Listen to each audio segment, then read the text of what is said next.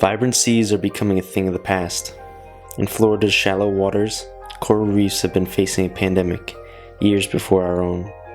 90% of the reef has died due to stony coral tissue loss disease, a highly contagious pathogen that deteriorates the animal's tissue and leaves them ghostly white in the process.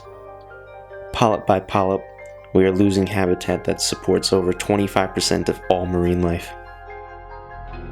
Without coral reefs, we will suffer food shortages and endure more severe weather patterns. In a desperate attempt to restore the reef, the Florida Reef Tract Rescue Project calls on zoos and aquariums from around the country to grow corals in captivity, cut from wild corals that are found outside of the disease's deadly range, in hopes to one day restore the reef with these resilient corals.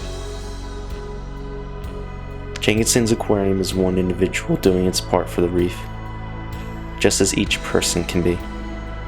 Using reef-safe sunscreen, reducing carbon emissions and water consumption, you can help restore the reef and the plethora of life it supports, which in turn supports us.